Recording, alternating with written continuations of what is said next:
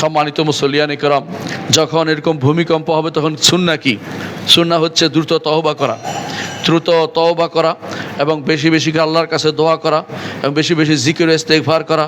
রাসূলুল্লাহ সাল্লাল্লাহু আলাইহি সাল্লাম তিনি এরকম একটি বিষয়ে, অর্থাৎ যখন তিনি ইস্তিসকা সালাত আদায় করছিলেন, যখন সূর্যগ্রহণ হচ্ছিল তখন রাসূলুল্লাহ সাল্লাল্লাহু আলাইহি ওয়াসাল্লাম বলেন, এগুলি আল্লাহর নিদর্শন, এগুলি তিনি তোমাদেরকে ভীতি প্রদর্শন করেন, এগুলি দেখলে তোমরা আল্লাহর জিকির দোয়া ইস্তেগফারে ছুটে যাও।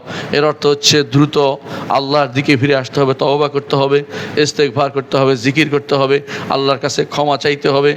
এবং আরেকটি কাজও করতে পারেন, মিসকিনদের প্রতি দয়া করতে পারেন, বেশি বেশি করে দয়া করতে পারেন।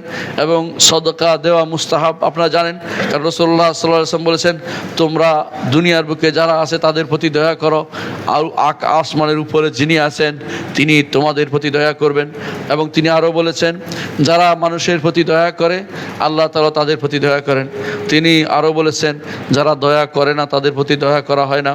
এই জন্য ওমর ইবনে আব্দুল আজিজ রহমতুল্লাহ আলাইহি যদি শুনতেন কোথাও ভূমিকম্প হয়েছে, তখন তিনি গভর্নরদেরকে নির্দেশ দিতেন যে তোমরা বেশি বেশি করে সাদাকা দানের হাত বাড়িয়ে দাও, বেশি বেশি করে দান করো। সেটা মানুষদের দিতে হবে জরুরি না, ভালো কাজে দান করো।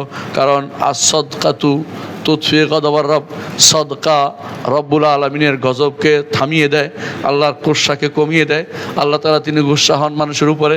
সেটাকে যখন দান করে মানুষ, আল্লাহর দেয়া সম্পদই আপনি দান করছেন, নিজের কোনো কিছু নেই, তারপর আল্লাহ তাআলা খুশি হয়ে যান যে আমার বান্দা তিনি এই হারাম কাজ থেকে ফিরে আসছে, আমি যেভাবে খরচ করতে বলে সেভাবে খরচ করে।